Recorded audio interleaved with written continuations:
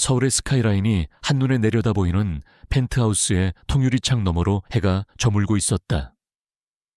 도시는 보석처럼 빛나기 시작했고 그 빛은 서지안의 등 뒤로 부드러운 후광을 만들었다. 그녀는 섬세한 손길로 테이블 위에 마지막 촛불을 올렸다. 크리스털 와인잔, 은은한 광택이 흐르는 커틀러리, 그리고 그녀가 직접 고른 순백의 칼라 릴리 꽃병까지. 모든 것이 완벽한 조화를 이루고 있었다. 공기 중에는 그녀가 몇 시간을 공들여 만든 트러플 소스를 곁들인 스테이크와 로즈마리 향이 감미롭게 떠다녔다. 오늘은 결혼 5주년 기념일이었다. 일에 미쳐 사는 남편 강태준이 과연 기억이나 할까 싶었지만 지아는 서운해하는 대신 기대를 품기로 했다. 그녀는 단순한 CEO의 아내가 아니었다. 한때 그녀는 대한민국에서 가장 촉망받는 젊은 미술 감정사였다. 날카로운 안목과 대담한 협상력으로 미술계의 신데렐라로 불렸던 그녀였다. 하지만 그녀는 강태준을 만났고 그의 거대한 꿈과 야망을 사랑했다. 그래서 기꺼이 자신의 날개를 접고 그의 하늘을 떠받치는 땅이 되기로 결심했다. 지난 5년간 그녀는 TK 이노베이션스의 CEO 강태준의 아내로서 그의 그림자로서 완벽하게 살아왔다. 그녀는 남편의 성공이 곧 자신의 성공이라고 믿었다. 그의 기쁨이 자신의 기쁨이라고 여겼다. 하지만 시간이 흐를수록 그들의 집은 온기 없는 쇼룸처럼 변해갔고 부부 사이의 대화는 사업 브리핑과 일정 보고로 채워졌다. 그녀는 오늘 밤 이 완벽하게 준비된 저녁 식사가 그들의 식어버린 시간에 다시 불을 지펴주기를 간절히 바랐다.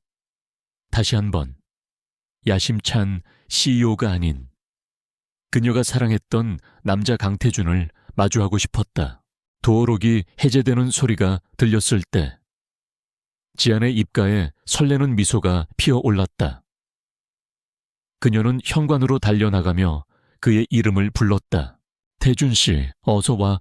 그러나 그녀의 목소리는 현관에 서 있는 두 사람의 모습을 보고 공기 중에 흩어졌다. 강태준. 그리고 그의 팔에 매달리듯 붙어 서 있는 젊고 아름다운 여자. 요즘 한창 주가를 올리고 있는 신인 배우 한유라였다. 그녀는 몸의 곡선이 그대로 드러나는 화려한 칵테일 드레스를 입고 있었고 그 모습은 마치 이 집의 안주인이라도 되는 듯 당당했다. 순간 펜트하우스 안에 모든 공기가 얼어붙는 것 같았다.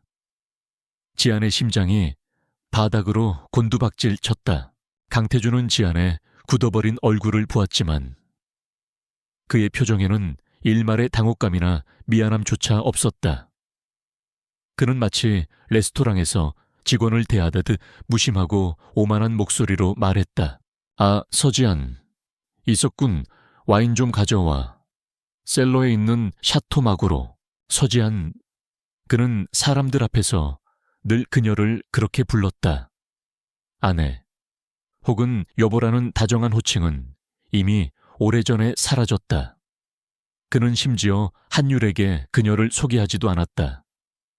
마치 그녀가 이 집에 원래부터 있던 가구이거나 보이지 않는 유령이라도 되는 것처럼 한유라는 경멸과 승리감이 뒤섞인 미묘한 눈빛으로 지안을 위아래로 훑어보았다. 그녀는 보란듯이 태준의 품에 더 깊이 파고들며 거실 안으로 들어섰다. 하이힐이 대리석 바닥에 부딪히는 소리가 지안의 심장을 날카롭게 찔렀다. 우와, 태준 오빠, 여기가 오빠 집이야. 갤러리 같네. 그녀는 지안이 몇 달을 공들여 고른 이탈리아 디자이너의 소파에 아무렇게나 주저앉으며 테이블 위에 차려진 음식을 보았다. 어머, 이걸 다 직접 준비한 거야. 정성이 갸륵하네. 꼭 우리 집 가사도우미 아줌마 같아. 그 말은 정확히 지안의 심장을 겨냥한 독화살이었다. 지안은 피가 거꾸로 솟는 것을 느꼈지만 소리를 지르거나 눈물을 흘리지 않았다. 대신 설명할 수 없는 차가운 평온함이 그녀의 온몸을 감쌌다. 지난 5년간 억눌러왔던 모든 감정들이 한순간에 제가 되어버린 듯했다. 사랑, 기대, 미련, 그 모든 것이 그녀는 로봇처럼 움직였다.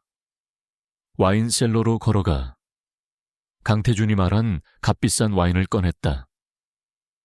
먼지 하나 없이 관리된 디켄터에 와인을 옮겨 담고 2개의 크리스털 잔과 함께 그들이 앉아있는 테이블로 가져갔다. 그녀의 모든 동작은 흐트러짐이 없었다. 마치 최고의 서비스를 제공하는 호텔리어처럼 강태준은 그런 그녀의 모습이 마음에 든다는 듯 만족스러운 표정을 지었다. 그는 한율에게 와인을 따라주며 오늘 성사시킨 수천억 원짜리 계약에 대해 떠벌리기 시작했다. 그들의 웃음소리가 거실을 가득 메웠다. 그 누구도 식어가는 스테이크와 녹아내리는 촌농, 그리고 영혼 없이 서 있는 서지안에게는 신경 쓰지 않았다. 결정적인 순간은 아주 사소한 행동에서 비롯되었다. 강태준은 소파에 기대앉으며 입고 있던 최고급 캐시미어 재킷을 벗어 아무렇게나 그녀가 서 있는 방향으로 던졌다. 이거 내일 아침에 세탁소에 맡겨둬. 명령이었다. 남편이 아내에게 하는 부탁이 아닌 주인이 하인에게 내리는 그 순간 지안의 마음을 짓누르고 있던 마지막 무언가가 쨍그랑 소리를 내며 깨져버렸다. 그녀가 지키려 했던 결혼이라는 이름의 완벽한 유리성이 산산조각 나버렸다. 그녀는 재킷을 주워들었다. 그리고 처음으로 그들을 향해 희미하게 미소 지었다. 그것은 슬픔도 분노도 아닌 모든 것을 초월한 사람의 표정이었다. 알겠습니다.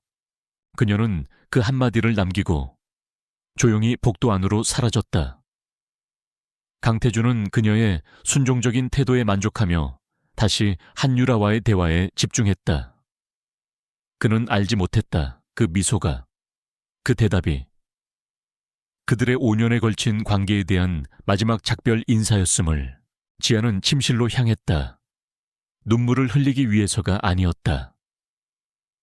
그녀는 드레스룸 가장 깊숙한 곳에 넣어두었던 낡은 캐리어를 꺼냈다. 이제 그녀의 것을 되찾을 시간이었다. 잃어버렸던 이름. 서지안을 강태준과 한유라의 웃음소리를 등 뒤로 한 채 서지안은 침실로 들어와 조금의 망설임도 없이 드레스룸의 문을 열었다.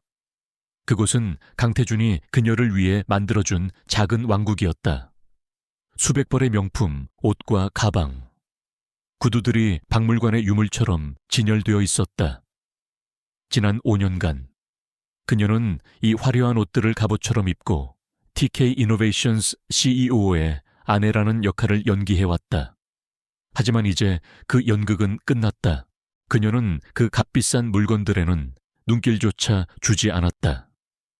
대신 드레스룸 가장 깊숙한 곳, 잊힌 상자들 뒤편에 넣어두었던 낡은 캐리어를 꺼냈다. 그녀가 이 집에 시집오기 전부터 가지고 있던 유일한 그녀의 것이었다. 그녀는 캐리어를 열고 자신의 진짜 옷들을 담기 시작했다. 결혼 전 입었던 낡은 청바지와 심플한 흰색 셔츠, 그녀의 전공이던 미술사 관련 서적 몇 권, 그리고 대학 졸업장. 마지막으로 그녀는 작은 나무 상자를 열었다. 그 안에는 돌아가신 부모님의 빛바랜 사진 한 장이 들어있었다. 그녀가 세상에 가진 전부였다. 그녀는 캐리어를 닫았다. 놀랍도록 가벼웠다. 5년이라는 시간 동안 이 거대한 집에서 그녀가 이룬 것은 아무것도 없었다. 그녀는 그저 잘 차려입은 인형이었을 뿐이다. 마지막으로 그녀가 향한 곳은 강태준의 서재였다. 거대하고 웅장한 그의 제국을 상징하는 공간이었다. 그녀는 광택이 흐르는 마호가니 책상 위에 2가지를 올려놓았다. 첫 번째는 몇 달 전 혹시나 하는 마음에 변호사를 통해 미리 준비해 두었지만 차마 꺼내지 못했던 이혼 서류였다. 그녀의 이름 석자가 망설임 없는 필체로 적혀 있었다. 그리고 그 위로 그녀는 자신의 손에서 결혼 반지를 빼서 올려놓았다. 5캐럿짜리. 티 하나 없이 완벽한 다이아몬드였다. 한때는 영원한 사랑의 증표라고 믿었지만 이제는 차갑고 무거운 수갑일 뿐이었다. 편지도, 변명도, 눈물도 없었다. 오직 얼음처럼 차갑고 완벽한 단절만이 존재했다. 그녀는 캐리어를 끌고 들어왔던 것처럼 조용히 현관을 나섰다. 10분 전까지만 해도 그녀의 세상 전부였던 집을 뒤로하고 엘리베이터에 올랐다. 숫자가 한층 한층 내려갈 때마다 그녀는 5년간의 무게를 하나씩 벗어 던지는 기분이었다. 마침내 1층에 도착해 건물 밖으로 나섰을 때 차가운 밤 공기가 그녀의 뺨을 스쳤다. 그것은 자유의 공기였다. 그녀는 단 한 번도 뒤돌아보지 않았다. 다음 날 아침 강태주는 지끈거리는 머리를 부여잡고 잠에서 깼다. 옆자리에는 한유라가 곤히 잠들어 있었다. 그는 습관처럼 침대 옆 테이블을 더듬었다. 늘 그 자리에는 서지안이 완벽한 온도로 맞춰놓은 물 한 잔이 놓여 있어야 했다. 하지만 그의 손에 잡히는 것은 차가운 허공뿐이었다. 짜증이 밀려왔다. 그는 침대에서 일어나 옷을 갈아입기 위해 드레스룸으로 향했다. 하지만 그를 위해 완벽하게 다려져 있어야 할 셔츠와 슈트는 보이지 않았다. 어젯밤 그가 벗어던진 옷들이 바닥에 널브러져 있을 뿐이었다. 세오지안, 그의 신경질적인 목소리가 텅 빈 집안을 울렸다. 대답은 없었다. 한유라가 잠에서 깨 부스스한 얼굴로 그에게 매달려 왔지만 그는 귀찮다는 듯 그녀를 밀어냈다. 집안의 공기가 이상했다. 늘 완벽한 질서와 고요한 온기로 채워져 있던 공간이 어딘지 모르게 춥고 낯설게 느껴졌다. 그는 신경질적으로 서재로 향했다. 산더미처럼 쌓인 업무를 처리하며 이 불쾌한 기분을 잊고 싶었다. 그리고 그는 발견했다. 책상 한가운데 마치 하나의 선고처럼 놓여있는 이혼 서류와 그 위에서 차갑게 빛나고 있는 다이아몬드 반지를. 순간 그의 머릿속에 모든 사고가 정지했다. 그는 서류를 집어들었다. 서지안이라는 이름과 그녀의 도장이 선명하게 찍혀 있었다. 믿을 수 없었다, 감히. 서지안이 자신의 허락도 없이 자신의 통제권을 벗어나 그의 얼굴이 분노로 일그러졌다. 이것은 슬픔이나 상실감에 대한 반응이 아니었다. 자신의 소유물이 감히 주인의 뜻을 거역했다는 것에 대한 모욕감과 자신의 완벽한 세계에 흠집이 났다는 것에 대한 오만한 분노였다. 그는 종이를 거칠게 구겨 쓰레기통에 던져버렸다. 어디 한번 마음대로 해봐. 내 그늘을 벗어나서 네가 뭘 할 수 있을지. 며칠 동안 강태주는 정말로 자유를 얻었다고 생각했다. 그는 보란듯이 한유라를 온갖 파티와 모임에 데리고 다녔다. 조용하고 따분했던 아내가 사라지니 인생이 훨씬 더 즐겁고 자극적이라고 스스로를 세뇌했다. 하지만 그의 완벽했던 일상은 아주 사소한 부분부터 삐걱거리기 시작했다. 그는 중요한 비즈니스 파트너의 결혼기념일을 까맣게 잊어버렸다. 예전 같았으면 지안이 며칠 전부터 알려주고 선물까지 완벽하게 준비해두었을 터였다.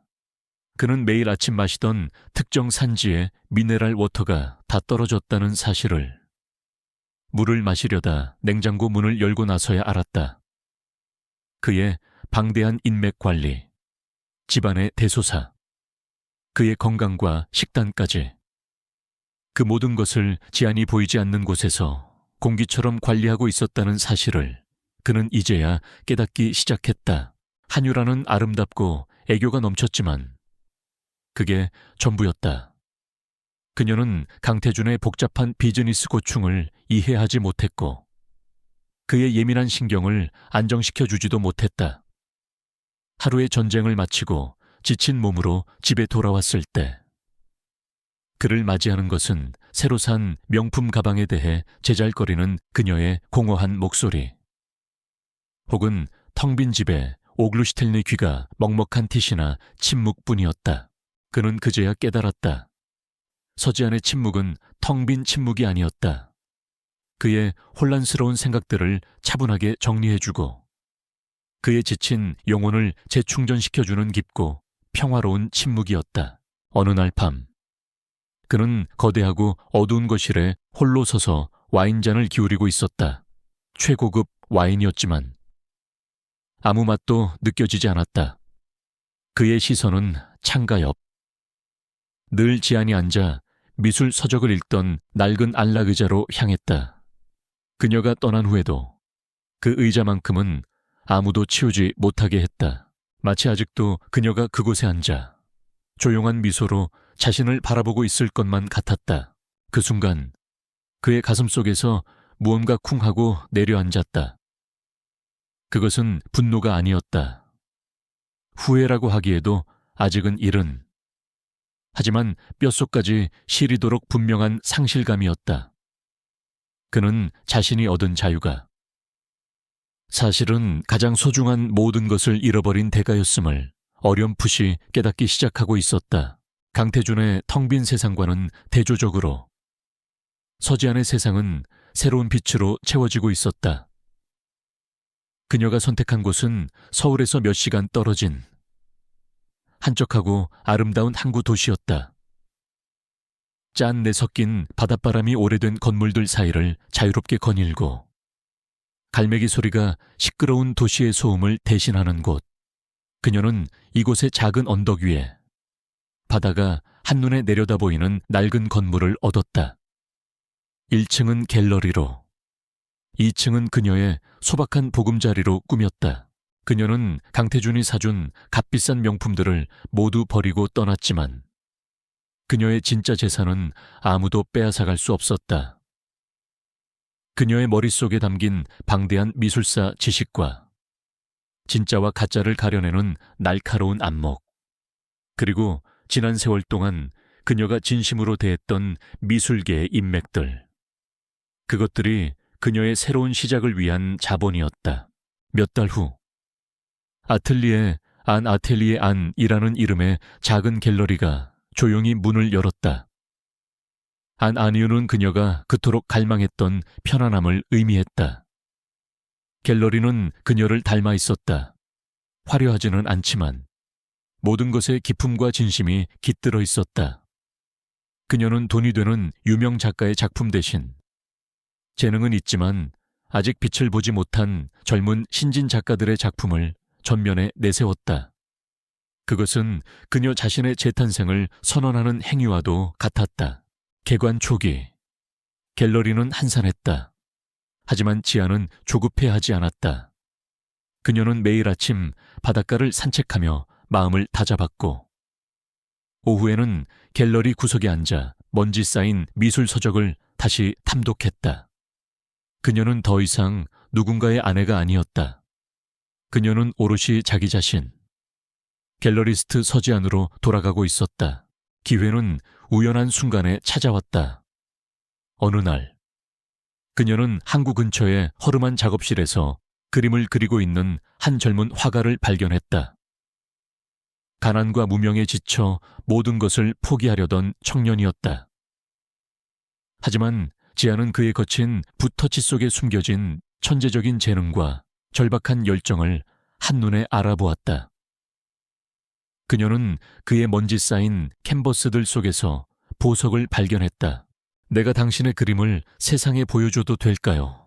그녀의 제안에 청년은 반신반의했지만 그녀의 진지한 눈빛을 믿어보기로 했다. 지안은 자신의 모든 역량을 동원해 그의 첫 개인전을 준비했다. 그녀는 직접 전시 기획안을 작성하고 옛 인맥을 총동원해 영향력 있는 미술 평론가와 컬렉터들에게 초대장을 보냈다. 전시회는 대성공이었다. 처음에는 작은 지방 갤러리의 기획전이라며 무시했던 사람들도 무명 화가의 압도적인 작품과 그것의 가치를 극대화한 서지안의 탁월한 전시 기획 능력에 감탄을 금치 못했다. 그의 그림은 전시가 끝나기도 전에 모두 팔려나갔고 그는 하루아침에 미술계가 주목하는 신성이 되었다. 이후 아틀리에 안은 숨겨진 보석을 발굴하는 곳으로 입소문이 나기 시작했다. 한 번은 오만한 신흥 부자 컬렉터가 찾아와 작품 가격을 무시하며 헐값에 넘기라고 행패를 부린 적이 있었다. 그때 지아는 조금도 물러서지 않았다. 그녀는 차분한 목소리로 해당 작품의 미술사적 가치와 작가의 잠재력을 논리적으로 설명하며 컬렉터의 무례함이 아닌 무지함을 꾸짖었다. 이 그림의 가치를 알아보지 못하신다면 어쩔 수 없군요. 이 아이는 자신의 가치를 알아주는 새로운 주인을 기다릴 겁니다. 그녀의 당당하고 전문가적인 태도에 컬렉터는 오히려 얼굴을 붉히며 사과하고 제값을 모두 지불했다. 이 일화는 미술계에 퍼져나가며 서지안이라는 이름 석재 신뢰와 존경을 더해 주었다. 물론 혼자인 밤이면 문득문득 외로움이 파도처럼 밀려왔다. 화려했지만 공허했던 펜트하우스에서의 삶. 사랑이라 믿었던 남자의 차가운 배신이 떠올라 잠 못 이루는 밤도 있었다. 하지만 다음 날 아침 떠오르는 태양과 자신의 손으로 일군 갤러리를 보면 그녀는 다시 일어설 힘을 얻었다. 과거의 상처에 얽매여 있기에는 그녀가 새로 만들어가는 현재가 너무나 소중하고 의미 있었다. 그렇게 1년이 흘렀다. 어느 맑은 가을날 오후 지아는 갤러리 창가에 앉아 커피를 마시고 있었다. 그때 한 통의 등기우편이 도착했다. 발신인은 서울국제 아트페어 SIF 조직위원회였다. 심장이 쿵 하고 내려앉았다. SIAF는 아시아 최대 규모의 미술 행사로 이곳에 초대받는다는 것은 모든 갤러리스트들의 꿈이었다. 떨리는 손으로 봉투를 뜯었다. 그 안에는 아틀리에 안의 참여를 공식적으로 요청하는 초대장이 들어있었다. 조직위원회가 지난 1년간 그녀의 행보와 그녀가 발굴한 작가들을 인상 깊게 지켜봐 왔다는 내용도 덧붙여져 있었다. 그것은 단순한 초대장이 아니었다. 그녀가 자신의 힘으로 다시 일궈낸 명성에 대한 공식적인 인정이었다. 하지만 그것은 동시에 그녀가 도망쳐왔던 과거와의 정면 승부를 의미하기도 했다. 서울, 그곳은 강태준의 제국이었다. 그곳에 돌아간다는 것은 필연적으로 그와 다시 마주칠 수밖에 없다는 뜻이었다. 지아는 초대장을 손에 든 채 창밖의 수평선을 오랫동안 바라보았다. 한때 그녀는 폭풍을 피해 이곳으로 도망쳐왔다.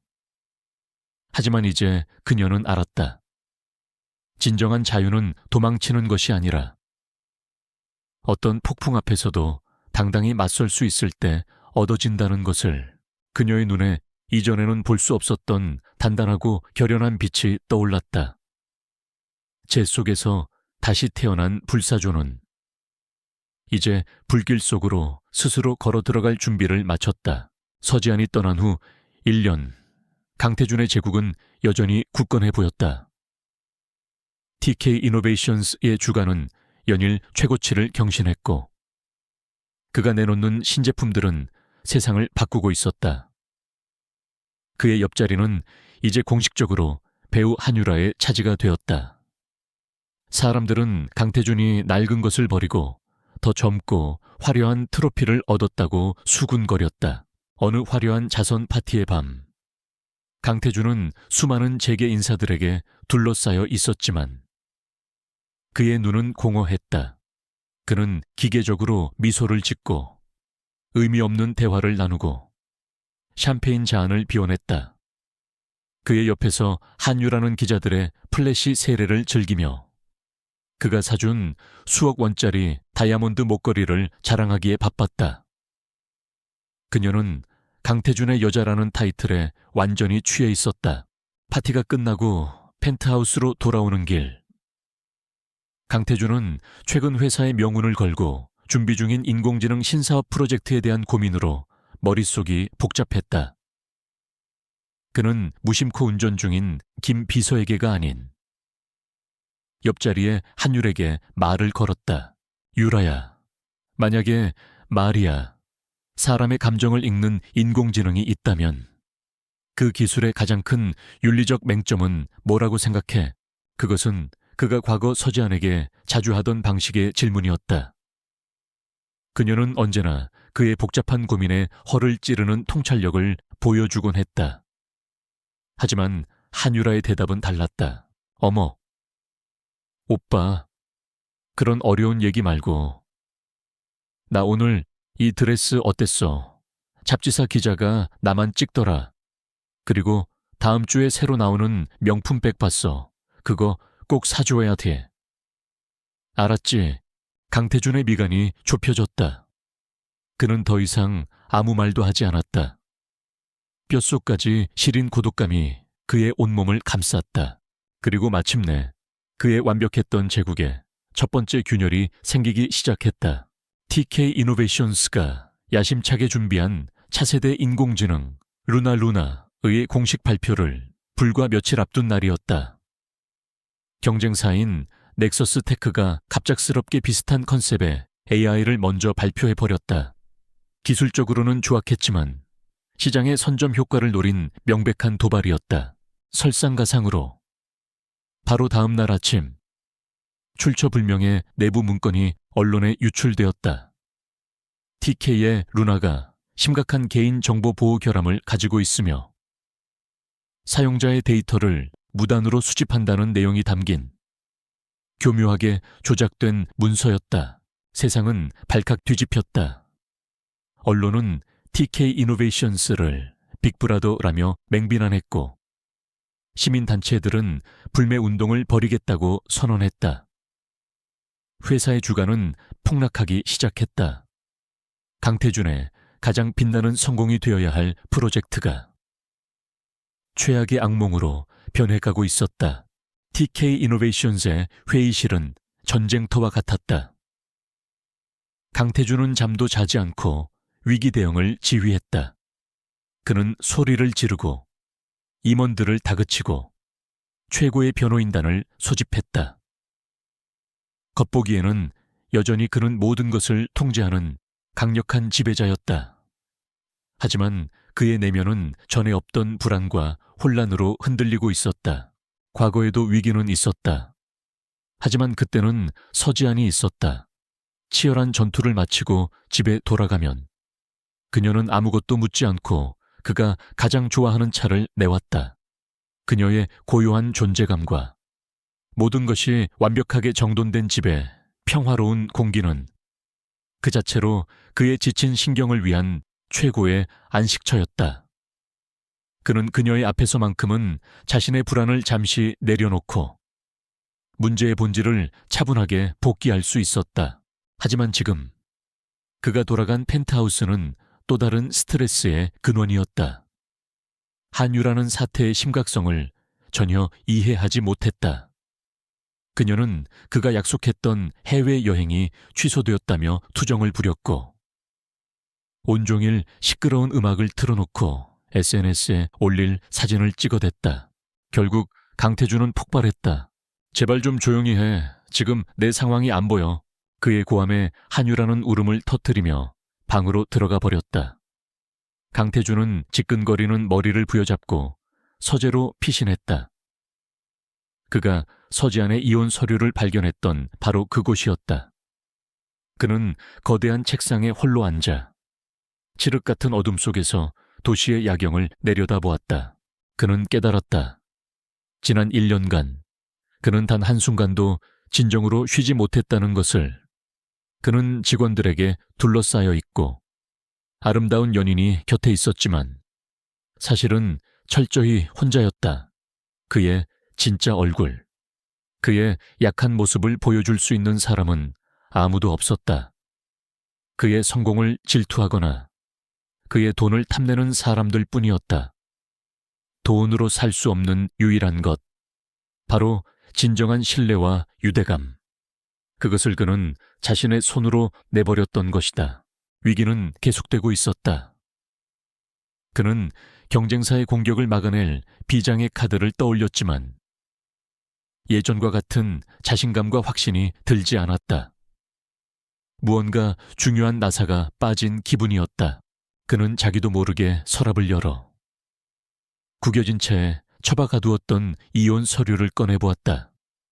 그리고 그 옆에 놓인 휴대폰을 집어들었다.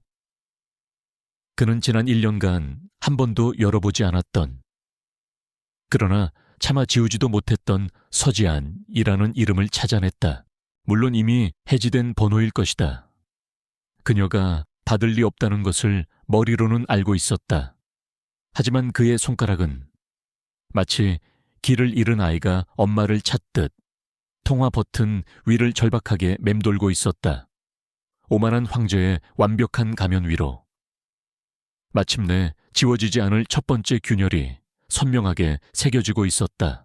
TK 이노베이션스를 덮친 위기는 강태준이 예상했던 것보다 훨씬 더 심각했다.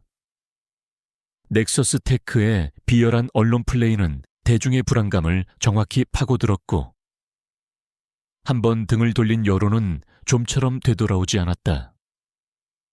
강태준이 내놓은 기술적 해명과 반박 자료들은 성난 대중의 감정적인 파도 앞에서 힘을 잃고 흩어졌다.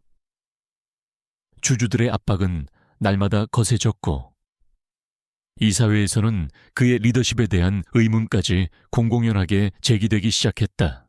그는 밤낮으로 싸웠다. 하지만 전쟁이 길어질수록 그는 자신이 얼마나 지독한 외로움 속에서 싸우고 있는지를 절감해야 했다. 그의 주변에는 그의 지시에 따르는 부하 직원들은 있었지만 그의 불안을 함께 나눌 동지는 없었다. 그리고 바로 그럴 때마다 망령처럼 서지안의 모습이 떠올랐다. 그의 머릿속에 몇 년 전의 일이 선명하게 스쳐 지나갔다. 그때도 비슷한 위기가 있었다. 새로 출시한 스마트폰의 배터리 결함 문제로 대규모 리콜 사태가 터졌을 때였다. 당시 강태준은 분노에 차서 문제를 제기한 언론사와 경쟁사를 상대로 법적 대응을 불사하겠다고 길길이 날뛰었다. 모든 임원이 그의 강경한 태도에 침묵으로 동조할 때 오직 서지안만이 그의 서재로 조용히 차를 들고 와 말했다. 태준 씨, 지금 사람들이 화가 난 건 배터리 때문이 아니에요. 자신들이 믿었던 최고의 기업에게 실망했기 때문이에요. 지금 필요한 건 날카로운 법적 논리가 아니라 진심 어린 사과 한마디예요. 당신의 자존심이 아니라 소비자의 마음을 먼저 생각해요. 그녀의 말은 그의 머리에 찬물을 끼얹는 것과 같았다. 그는 결국 그녀의 조언을 따랐다. 공식 기자회견을 열어 머리 숙여 사과하고 모든 제품을 무상으로 교환해주겠다고 약속했다. 그 결정으로 회사는 막대한 손실을 입었지만 오히려 TK 이노베이션스의 신뢰도는 그 이전보다 훨씬 더 높아졌다. 그녀는 언제나 그랬다. 그가 분노와 오만에 휩싸여 숲을 보지 못할 때 가장 높은 곳에서 숲 전체를 보며 가장 현명한 길을 알려주곤 했다. 이제 그의 곁에는 그런 사람이 없었다. 절박함이 그의 온몸을 옥죄어왔다. 그는 마침내 인정해야만 했다. 서지안은 단순한 아내가 아니었다. 그녀는 그의 폭주하는 기관차를 제어해주는 브레이크였고 그의 흔들리는 제국을 지탱해주는 보이지 않는 기둥이었으며 그의 길 잃은 영혼을 비추는 등대였다. 그는 비서실장인 김 비서를 호출했다. 지난 1년간 단 한 번도 입에 올리지 않았던 이름을 그는 마침내 꺼내들었다. 서지안 씨를 찾아주게. 그의 목소리는 갈라져 있었다. 회사가 가진 모든 자원을 동원해 돈이 얼마가 들든 상관없어 대한민국 땅을 전부 뒤져서라도 반드시 찾아내. 김 비서는 그의 상사가 처음으로 보이는 절박한 모습에 놀랐지만 묵묵히 고개를 숙이고 물러났다. TK 이노베이션스의 막강한 정보팀과 최고의 사설 탐정들이 즉시 움직이기 시작했다. 강태준은 금방이라도 그녀를 찾을 수 있을 것이라 생각했다. 하지만 그것은 그의 오만한 착각이었다. 서지아는 증발해버린 것 같았다. 그녀의 신용카드 사용 내역은 1년 전 그날 이후로 완전히 끊겨 있었다. 모든 은행 계좌는 비어 있었고 휴대폰 번호는 해지된 지 오래였다. 그녀는 떠나기 전 자신이 가진 몇 점의 폐물과 미술품을 현금으로 처분했는데 그 모든 거래는 대리인을 통해 이루어져 추적이 불가능했다. 그녀는 마치 이 세상에 존재하지 않았던 사람처럼 모든 디지털 기록과 금융 기록에서 자신의 흔적을 완벽하게 지워버렸다. 탐정들은 그녀의 옛 친구들과 미술계 지인들을 찾아갔지만 모두가 입을 모아 모른다고 하거나 혹은 알면서도 그녀를 보호하기 위해 입을 굳게 다물었다. 하루하루 보고서에는 실패와 단서 없음이라는 단어만 가득했다. 강태준의 초조함은 시간이 갈수록 광적인 집착으로 변해갔다. 이제 서지안을 찾는 것은 단순히 위기를 해결하기 위함이 아니었다. 그는 자신이 잃어버린 자신의 일부를, 자신의 심장을 되찾아야만 했다. 그는 일에 집중하지 못했다. 회의 시간에는 멍하니 창밖을 보았고 한유라의 끝없는 제잘거림에는 신경질적으로 소리를 질렀다. 밤이 되면 텅 빈 펜트하우스는 그를 삼킬 듯한 거대한 무덤처럼 느껴졌다. 그는 서재에서 밤을 새우며 그녀가 남기고 간 반지와 구겨진 이혼 서류를 몇 시간이고 노려보았다. 몇 주가 지났을 때였다. 거의 모든 것을 포기해가고 있을 무렵 김 비서가 조심스럽게 그의 집무실로 들어왔다. 회장님, 아주 작은 단서 하나를 찾았습니다. 그는 한 미술 평론가의 개인 블로그를 화면에 띄웠다. 변방에서 발견한 진주라는 제목의 글이었다. 글쓴이는 어느 한적한 항구 도시에 있는 작은 갤러리에 우연히 들렀다가 그곳에 경이로운 기획력과 숨겨진 신진 작가들의 놀라운 작품 수준에 큰 충격을 받았다고 적었다. 이 갤러리의 이름은 아틀리에 아닙니다. 그리고 갤러리 관장은 자신의 신상을 거의 드러내지 않지만 성이 서씨라는 것만 알려져 있습니다. 김 비서는 이어서 흐릿한 사진 한 장을 보여주었다. 탐정들이 망원 렌즈로 몰래 찍은 갤러리의 정형이었다.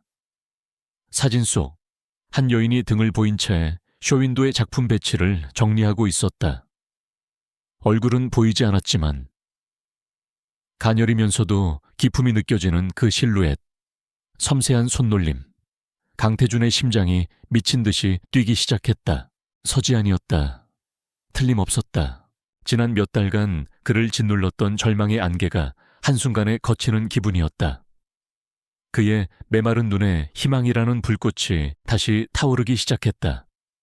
그의 무의미했던 탐색은 마침내 목적지를 찾았다. 그는 자리에서 일어섰다. 그리고 1년 만에 처음으로 흔들림 없는 단호한 목소리로 명령했다. 이체 준비해.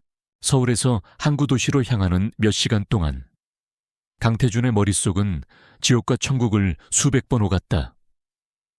그녀를 다시 만날 수 있다는 희망, 그녀가 자신을 용서하지 않을 것이라는 불안감, 그리고 지난 1년간 그녀가 어떻게 살아왔을지에 대한 알 수 없는 두려움. 그는 차창 밖으로 스쳐 지나가는 풍경을 보며 자신이 지금껏 단 한 번도 그녀의 삶에 대해 진심으로 궁금해한 적이 없었다는 사실을 깨달았다. 그는 그녀를 사랑하는 법을 몰랐고 그저 소유하는 법만 알았던 것이다. 마침내 차가 아틀리에 아니라고 쓰인 작은 간판 앞에 멈춰 섰다. 서울의 화려하고 위압적인 건물들과는 달리 갤러리는 주변 풍경과 자연스럽게 어우러진 소박하지만 단단한 기품을 지니고 있었다. 강태준은 차 안에서 한참을 망설였다. 대한민국 경제를 움직이는 거대 기업의 총수인 그가 이 작은 갤러리 문을 열고 들어갈 용기를 내지 못하고 있었다. 그는 마침내 심호흡을 하고 채서 내렸다. 갤러리 문에 달린 작은 종이 맑은 소리를 내며 그의 등장을 알렸다. 갤러리 안은 따스한 햇살과 은은한 커피향, 그리고 그림이 가진 생명력으로 가득 차 있었다. 그리고 그 중심에 서지안이 있었다. 그녀는 한 노년의 컬렉터에게 작품을 설명하고 있었다. 심플한 베이지색 리넨 원피스를 입은 그녀의 모습은 예전보다 조금 말랐지만 훨씬 더 건강하고 생기 있어 보였다. 무엇보다 그녀를 달라 보이게 한 것은 온몸에서 뿜어져 나오는 고요한 자신감이었다. 펜트하우스에 불안하고 위축되어 있던 인형은 그 어디에도 없었다. 강태준이 들어선 것을 보았을 때 그녀의 입가에 걸려있던 부드러운 미소는 사라지지 않았다. 하지만 그녀의 눈빛이 그를 보는 순간 찰나의 흔들림 이후 시베리아의 겨울처럼 차갑게 얼어붙었다. 그녀는 동요를 즉시 감추고 옆에 있던 젊은 직원에게 눈짓을 보냈다. 직원이 그에게 다가와 정중하게 물었다. 손님, 찾으시는 작품이라도 있으신가요? 손님. 그 단어가 강태준의 가슴에 비수처럼 박혔다. 그는 직원을 무시하고 지안에게로 곧장 걸어갔다. 지안아, 그의 목소리가 애절하게 터져 나왔다. 하지만 지안은 그의 부름을 정면으로 막아냈다. 그녀는 컬렉터에게 잠시 양해를 구하고 그를 향해 돌아섰다. 그리고 그녀는 그가 지난 1년간 한 번도 들어보지 못했던 사무적이고 차가운 목소리로 말했다. 강태준 회장님, 이런 누추한 곳까지 어쩐 일이십니까? 회장님. 그녀는 완벽하게 선을 그었다. 더 이상 부부도, 심지어 아는 사이도 아닌, 오직 사회적 직함으로만 서로를 규정했다. 그것은 그녀가 세운 견고하고 투명한 얼음벽이었다. 강태준은 그 벽 앞에서 할 말을 잃었다. 개인적인 접근이 불가능하다는 것을 깨달은 그는 어쩔 수 없이 이곳에 온 본래의 목적을 꺼내 들었다. 그것은 그의 마지막 자존심이자 유일한 무기였다. 사업적인 용무로 왔습니다. 그는 TK 이노베이션스가 추락한 기업 이미지를 쇄신하기 위해 대규모 문화 예술 프로젝트를 후원할 계획이라고 설명했다. 그리고 마침 서지안 관장께서 이끄는 아틀리에 안이 서울국제 아트페어 SIIF에 공식적으로 초청받았다는 소식을 들었다고 말했다. 그는 TK 이노베이션스가 아틀리에 안의 SIIF 참가를 독점적으로 후원하고 싶다는 의사를 밝혔다. 그것은 그녀와 다시 연결될 수 있는 유일한 끈을 만들려는 그의 필사적인 시도였다. 그는 그녀가 이 거부할 수 없는 제안을 받아들일 것이라 생각했다. 작은 지방 갤러리에게는 평생 한번 올까 말까 한 기회였으니까. 하지만 서지안은 그의 예상대로 움직여주지 않았다. 그녀는 그의 제안을 듣는 내내 아무런 표정 변화도 보이지 않았다. 그녀는 팔짱을 낀 채 마치 그의 사업 계획서를 평가하는 투자자처럼 날카로운 질문들을 던지기 시작했다. 후원의 구체적인 조건은 무엇입니까? TK 이노베이션스는 전시에 어느 정도까지 관여하실 생각이시죠? 저희 작가들의 예술적 자율성은 보장됩니까? 그녀의 질문에는 단 하나의 감정도 섞여 있지 않았다.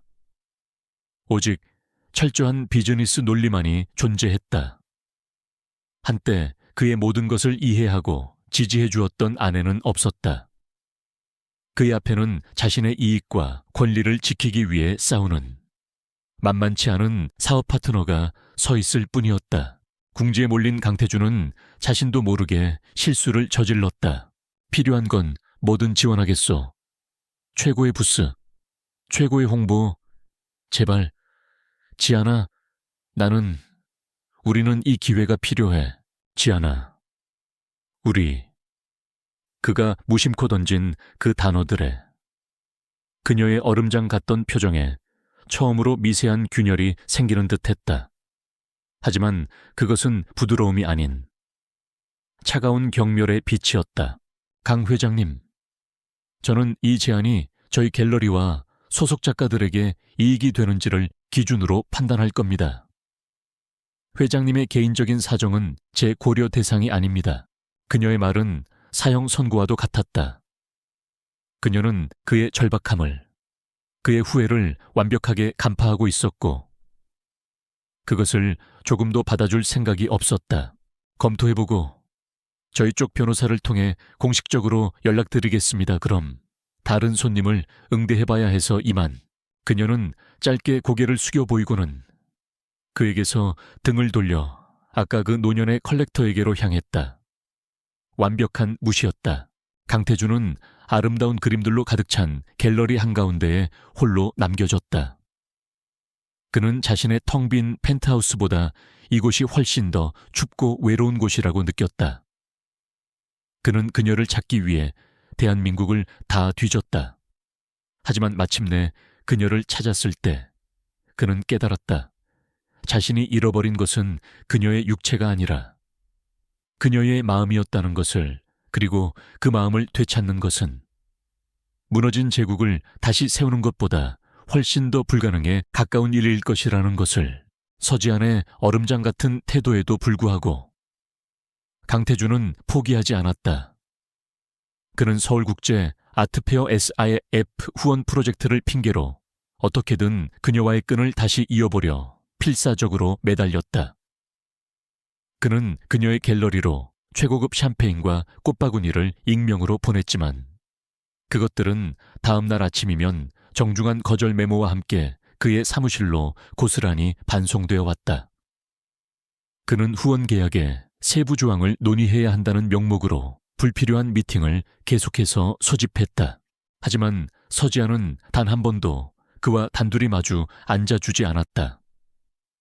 그녀는 언제나 자신의 변호사와 큐레이터를 동석시켰고 모든 대화는 철저히 공식적인 의제에 한정되었다. 그녀는 강태준이라는 남자를 지워버리고 오직 TK 이노베이션스라는 거대한 기업 파트너만을 상대하고 있었다. 그녀가 쌓아 올린 벽은 강태준이 평생을 쌓아온 그 어떤 사업적 성과보다도 높고 견고했다. 그의 권력도, 재력도, 뒤늦은 후에도 그 벽 앞에서는 아무런 힘을 발휘하지 못했다. 한편 강태준의 세상에서 밀려난 한유라는 지독한 현실을 마주하고 있었다. 강태준이 그 항구 도시에 다녀온 이후 그는 완전히 다른 사람이 되어 있었다. 그는 더 이상 그녀에게 웃어주지도 그녀의 투정을 받아주지도 않았다. 결국 그는 차가운 목소리로 그녀에게 펜트하우스를 떠나라고 통보했다. 그가 사준 명품 가방과 보석 몇 개가 그녀가 받은 퇴직금의 전부였다. 하루아침에 신데렐라에서 길바닥으로 내쫓긴 그녀는 분노와 모멸감에 치를 떨었다. 그녀의 마음속에는 강태준에 대한 애정이 아닌 자신의 것을 빼앗아간 서지안에 대한 증오와 모든 것을 잃게 만든 강태준에 대한 복수심만이 들끓었다. 절박함에 내몰린 그녀는 마지막 카드를 꺼내들기로 결심했다. 그녀는 비밀리에 넥서스테크의 최진혁 회장에게 연락을 취했다. 최진혁은 최근 TK 이노베이션즈를 위기로 몰아넣었던 장본인으로 강태준과는 업계의 오랜 앙숙이었다. 그는 기회를 잡기 위해서라면 수단과 방법을 가리지 않는 능구렁이 같은 인물이었다. 그는 강태준의 가장 약한 고리가 여자 문제라는 것을 간파하고 복수심에 불타는 한유라를 기꺼이 만나주었다. 강태준을 무너뜨릴 정보를 가지고 있어요. 최진혁 회장의 집무실. 한유라는 도끼 서린 눈으로 말했다. 그녀는 지난 1년간 강태준의 가장 가까운 곳에서 그의 모든 것을 지켜보았다. 그녀는 그가 남들에게는 절대 보이지 않는 약점, 그의 은밀한 거래, 그리고 그의 성격적 결함까지 속속들이 알고 있었다. 그녀는 최진혁에게 TK 이노베이션과 차세대 반도체 기술 개발과 관련하여 불법적으로 해외 기술을 빼돌리려 한 정황이 담긴 녹음 파일을 넘겼다. 그것은 강태준이 술에 취해 무심코 그녀 앞에서 통화했던 내용을 그녀가 몰래 녹음해두었던 것이었다. 대가로 뭘 원하지? 최진혁이 흡족한 미소를 지으며 물었다. 돈, 그리고 서지안을 끌어내려 주세요. 그 여자가 다시는 재기할 수 없도록 저보다 더 비참하게 만들어주세요. 두 사람의 추악한 거래가 성립되었다. 복수심에 눈먼 여배우와 성공에 굶주린 야심찬 기업가는 강태준과 서지안을 동시에 파멸시킬 교활한 음모를 꾸미기 시작했다. 그들의 계획은 이중으로 진행되었다. 첫째, 서지안의 명예를 실추시켜 아트페어를 망치는 것이었다. 그들은 아틀리에 안 소속 작가 중 경제적으로 가장 어려운 상황에 처해 있는 한 젊은 조각가를 목표로 삼았다. 최진혁은 사람을 보내 그에게 거액의 돈을 쥐어주며 자신의 작품이 사실은 표절작이며 서지안 관장이 이 사실을 알고도 이익을 위해 묵인하고 자신을 협박했다고 거짓 폭로를 하라고 사주했다. 이 스캔들이 터지면 서지안의 명성은 하루아침에 땅에 떨어질 것이고 TK 이노베이션스의 후원은 부도덕한 예술가와 갤러리를 후원한 부패한 거래로 전락하게 될 터였다. 둘째, 한유라가 제공한 정보를 이용해 TK 이노베이션스로 결정타를 날리는 것이었다. 최진혁은 아트페어 개막일에 맞춰 기술 유출 스캔들을 터뜨릴 계획을 세웠다. 문화예술 후원으로 깨끗한 이미지를 얻으려던 강태준의 뒤통수를 제대로 가격할 참이었다. 그들의 검은 그림자가 서서히 드리워지는 동안 서지안은 SIAF 준비에 눈코뜰 새 없이 바쁜 나날을 보내고 있었다. 하지만 그녀는 어딘지 모를 불길한 낌새를 느끼고 있었다. 최진혁에게 매수된 그 젊은 조각가가 최근 자신을 피하는 듯한 느낌이 들었고 한 집요한 연예부 기자가 그녀의 주변을 맴돌며 갤러리와 TK 이노베이션스의 후원 관계에 대해 의도가 불순해 보이는 질문들을 던져댔다. 하지만 그녀는 그저 큰 행사를 앞둔 예민함 때문이라고 생각하며 대수롭지 않게 넘겼다. 강태준 역시 마찬가지였다. 그의 모든 신경은 오직 서지안을 되찾는 것에만 쏠려 있었다.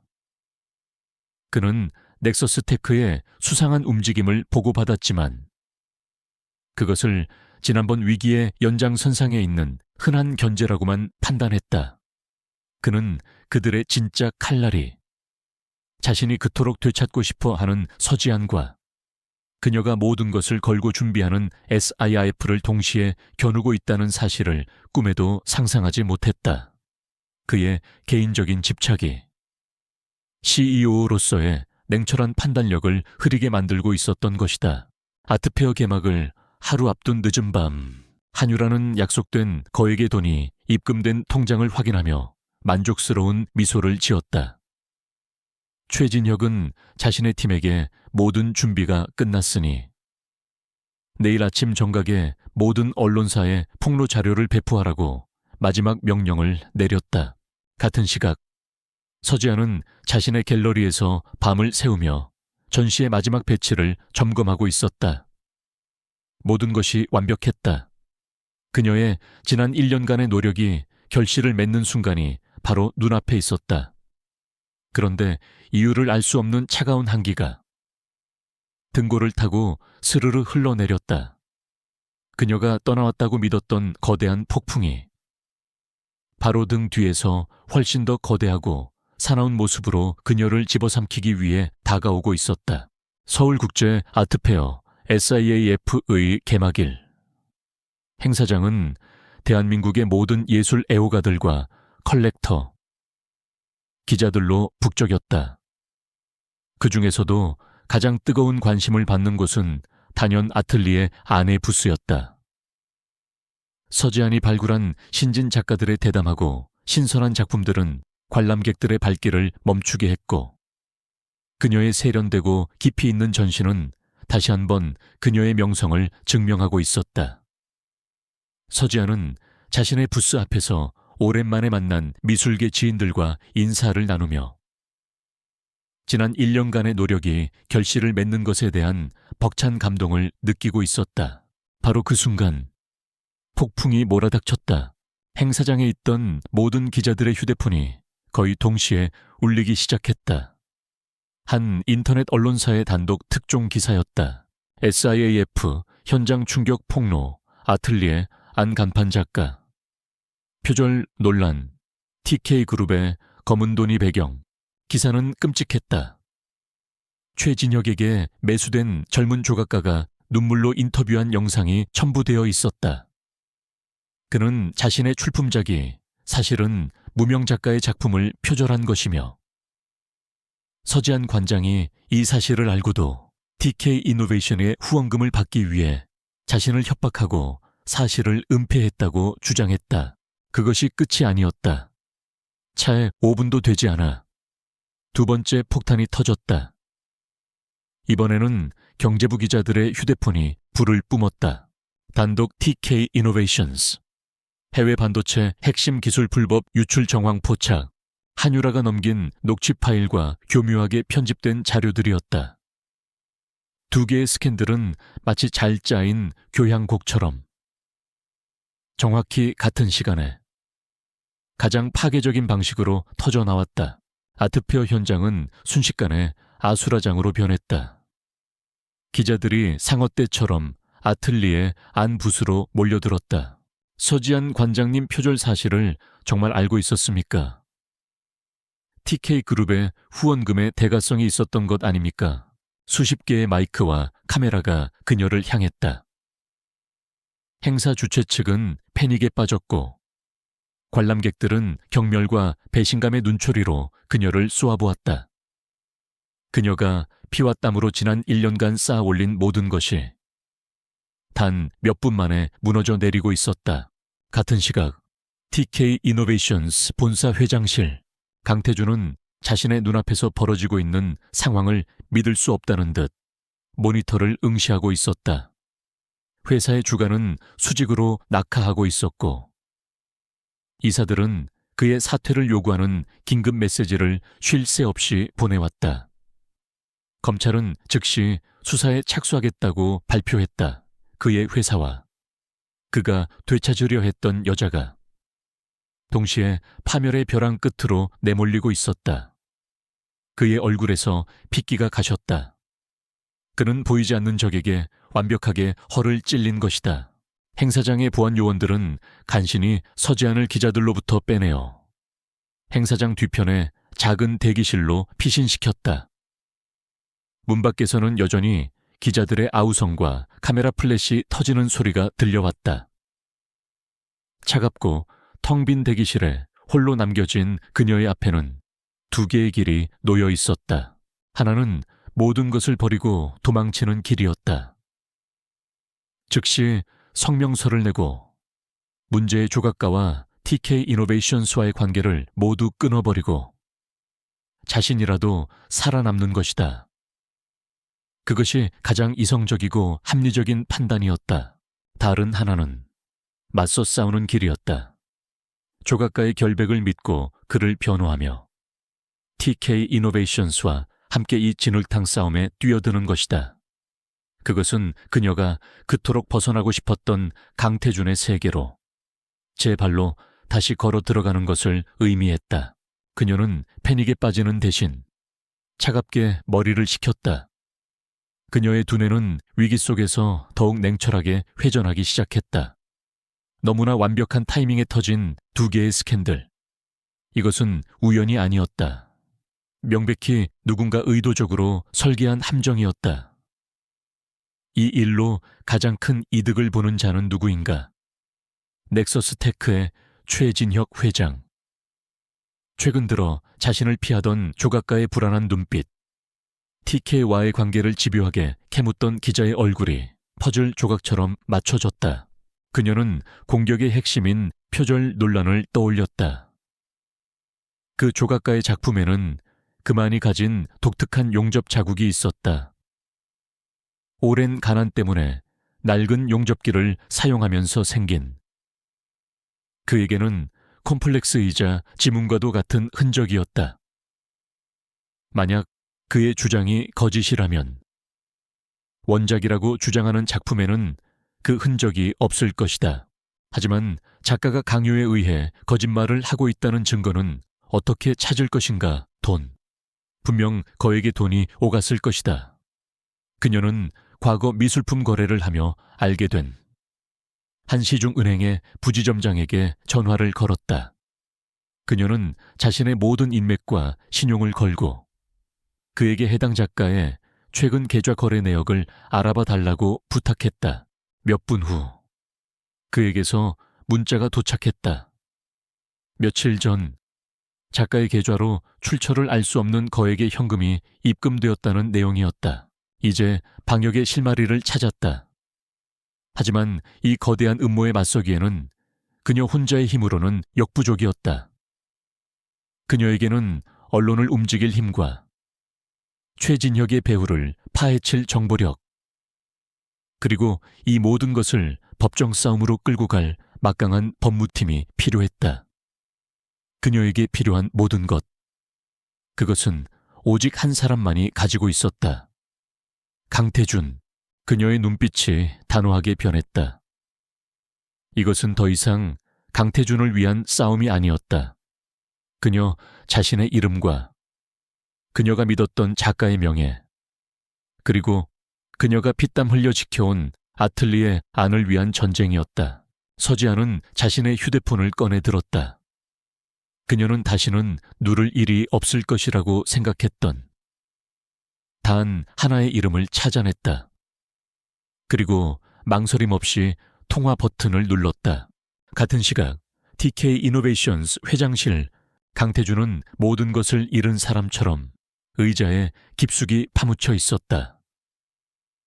그의 제국이 무너져 내리는 소리를 무력하게 듣고 있을 뿐이었다.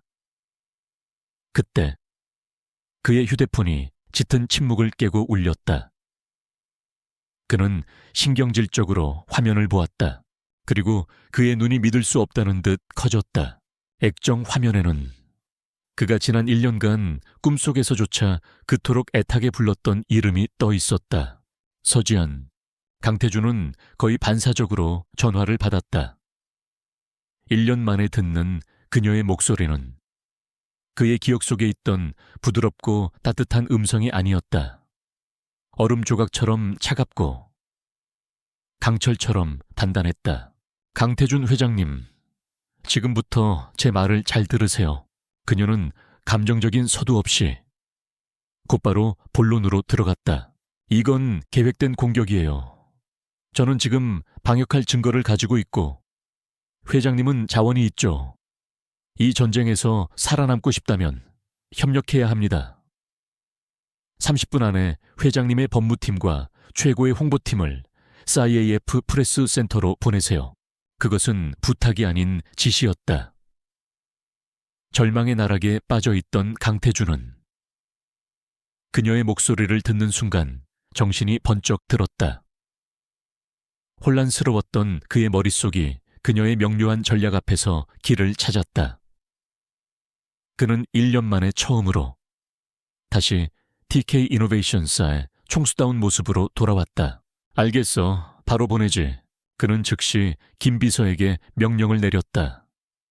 잠자던 사자가 포효하듯 TK그룹의 모든 역량이 그녀가 지목한 단 하나의 목표를 향해 움직이기 시작했다.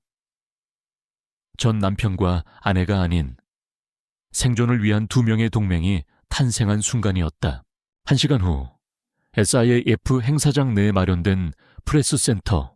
몇 시간 전까지만 해도 그녀를 물어뜯으려 했던 기자들이 다시 구름대처럼 몰려들었다. 서지아는 단상 위에 홀로 섰다. 강태준과 그가 보낸 어벤져스급 팀은 그녀의 요청대로 눈에 띄지 않게 맨 뒷줄에 서서 그녀를 지켜보고 있었다. 이 무대의 주인공은 오직 서지안, 그녀 한 명이었다. 수많은 플래시 세례 속에서도 그녀는 눈 하나 깜빡하지 않았다. 오늘 이 자리는 추문에 대한 변명이 아닌 진실을 밝히기 위해 마련되었습니다. 그녀의 차분한 목소리가 장내를 압도했다. 그녀는 먼저 표절 논란이 된 조각품의 고화질 사진을 스크린에 띄웠다. 그녀는 사진을 확대해 작품의 특정 부분에 있는 독특한 용접 자국을 가리켰다. 이것은 해당 작가가 가난 때문에 낡은 용접기를 사용하면서 생긴 그만의 고유한 흔적입니다. 세상에 단 하나뿐인 그의 지문과도 같죠. 그리고 이것이 원작이라고 주장하는 작품의 사진입니다. 보시다시피 이 흔적은 존재하지 않습니다. 그녀는 이어 자신의 변호사를 통해 한 젊은 작가의 인생을 돈으로 매수한 비열한 거래의 증거를 공개했다. 며칠 전 작가의 계좌로 입금된 거액의 현금, 그리고 그 돈의 출처가 넥서스 테크가 소유한 유령 회사라는 것을 증명하는 금융 자료였다. 기자들 사이에서 경악의 탄성이 터져 나왔다. 그때 기자회견장의 문이 열리고 최진혁에게 매수되었던 젊은 조각가가 고개를 숙인 채 걸어 들어왔다. 그는 서지안의 설득과 양심의 가책 끝에 모든 것을 자백하기로 결심한 것이다. 그는 마이크 앞에 서서 자신이 돈 때문에 어떻게 양심을 팔았는지, 최진혁 회장과 한유라가 어떻게 자신에게 거짓 연기를 사주했는지 눈물로 고백했다. 상황은 완벽하게 뒤집혔다. 피해자는 가해자가 되었고 가해자는 거대한 음모의 희생양이 되었다. 이제 방역의 칼날은 강태준의 손으로 넘어왔다. 그의 홍보팀은 이 기회를 놓치지 않고 이번 표절 스캔들과 TK의 기술 유출 스캔들이 모두 넥서스테크의 최진혁 회장이 꾸민 악의적인 기업 사보타주 행위임을 입증하는 추가 자료들을 언론에 배포했다. 대중의 분노는 순식간에 넥서스테크와 한유라를 향했다. 기자회견 내내 강태준은 단상 위에 서 있는 서지안에게서 한시도 눈을 떼지 못했다. 그는 경외감에 휩싸여 있었다. 그가 사랑에 빠졌던, 그리고 그가 자신의 세장 속에 가두려 했던 여인. 그녀는 위기 앞에서 좌절하는 대신 자신의 지성과 용기로 거대한 폭풍을 정면으로 뚫고 나아가고 있었다. 그는 깨달았다. 지난 1년간 자신이 흘렸던 눈물이 후회가 아닌 자기 연민에 불과했다는 것을. 그는 서지안을 잃어서 슬펐던 것이 아니라 자신의 완벽한 삶을 꾸며주던 편리한 부속품을 잃어서 아쉬웠던 것이다. 그는 이제야 비로소 자신이 어떤 보석을 스스로 내던져 버렸는지 뼈저리게 깨닫고 있었다. 그의 오만함이 그의 제국을 구한 여인을 알아보지 못했던 것이다. 기자회견은 대성공으로 끝났다. 넥서스 테크의 주가는 폭락했고 최진혁 회장은 주가 조작 및 명예훼손 혐의로 검찰의 수사선상에 올랐다. 한유라는 연예계에서 완전히 퇴출되었음은 물론 공범 혐의로 법적 처벌을 받을 위기에 처했다. SIAF는 오히려 이 극적인 사건으로 인해 역사상 가장 뜨거운 주목을 받게 되었고 서지안은 하루아침에 미술계를 구한 영웅으로 떠올랐다. 모든 소란이 끝나고 텅 빈 부스 안에 서지안이 홀로 서서 작품들을 둘러보고 있었다. 그때 강태준이 조용히 그녀에게 다가왔다. 그는 오만한 CEO도 용서를 구하는 비굴한 남자도 아니었다.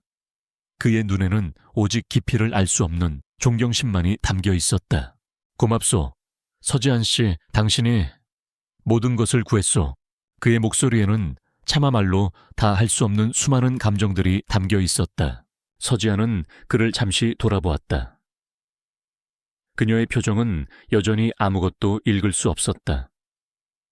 그녀는 작게 고개를 끄덕여 보이고는 다시 자신의 그림을 향해 몸을 돌렸다. 전쟁은 끝났다. 그녀는 승리했다.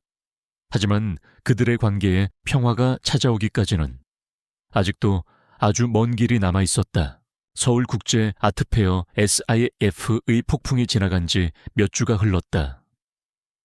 세상은 언제나 그랬듯 새로운 이슈를 향해 달려갔다. 넥서스 테크는 검찰의 강도 높은 수사를 받게 되었고, 최진혁 회장은 경영 일선에서 물러났다. 한유라는 연예계에서 완전히 자취를 감추었다. 강태준의 TK 이노베이션스는 위기에서 벗어나 안정을 되찾았고, 서지안의 아틀리에 안은 대한민국에서 가장 유명하고 신뢰받는 갤러리가 되었다. 모든 것이 제자리를 찾은 듯 보였다.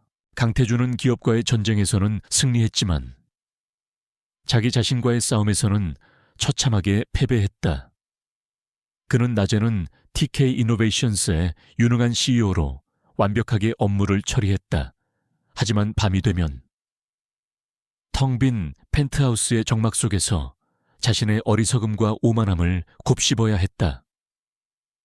그는 서지안이 단상 위에서 보여주었던 그 압도적인 모습, 그리고 자신을 바라보던 그 경멸과 연민이 뒤섞인 눈빛을 잊을 수가 없었다.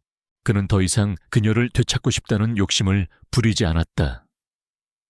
그럴 자격이 없다는 것을 너무나 잘 알게 되었기 때문이다. 다만 그는 진심으로 용서를 구하고 싶었다. 그녀의 인생에 지울 수 없는 상처를 남긴 것에 대해, 그리고 그녀라는 보석의 가치를 알아보지 못했던 자신의 무지함에 대해 어느 주말 그는 다시 항구 도시로 향했다. 지난번처럼 절박하고 초조한 발걸음이 아니었다. 모든 것을 내려놓은 사람의 참회를 향한 순례길과 같은 발걸음이었다. 그는 갤러리 영업시간이 끝날 때까지 차 안에서 조용히 기다렸다. 그녀의 일을 방해하고 싶지 않았다.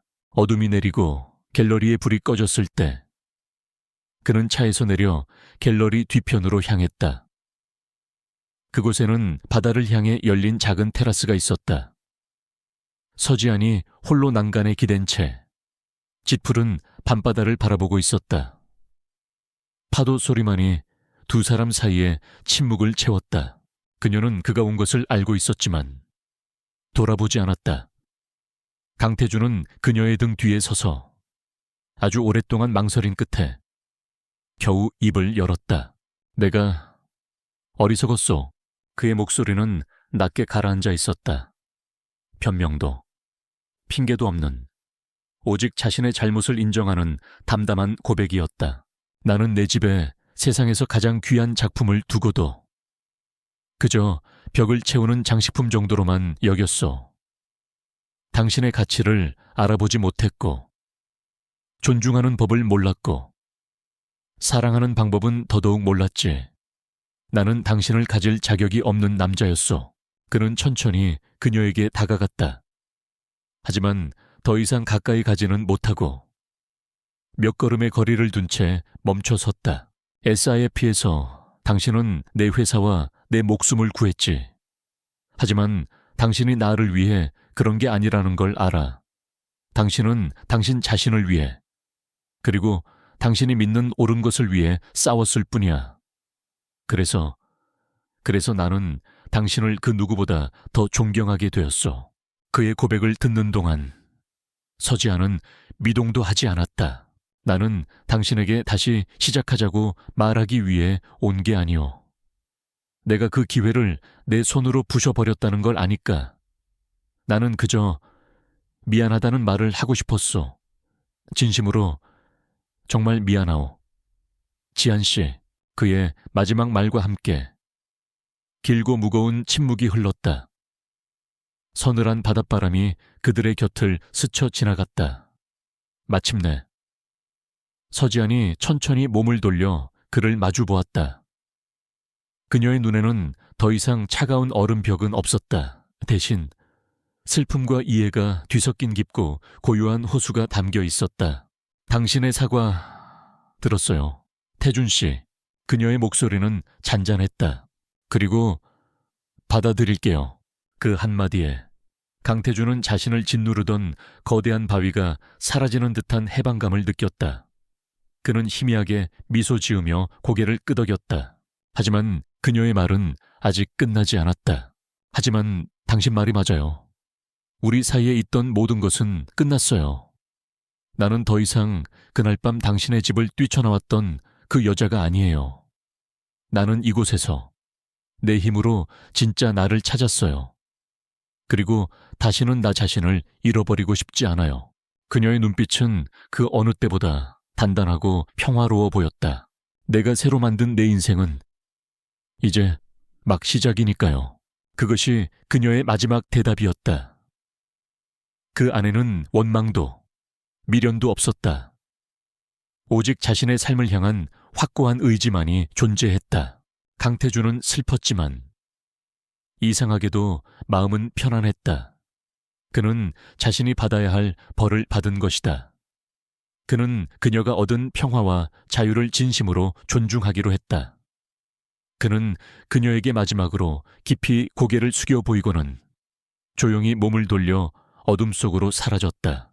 홀로 남은 서지아는 다시 밤바다를 바라보았다.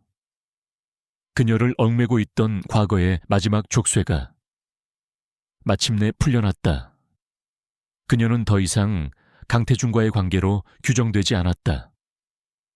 그녀를 규정하는 것은 오직 그녀 자신의 힘과 그녀 앞에 펼쳐진 무한한 미래뿐이었다. 그녀는 눈을 감고 짭짤한 바닷바람을 깊이 들이마셨다. 그것은 그 어떤 향수보다도 달콤한 자유의 향기였다.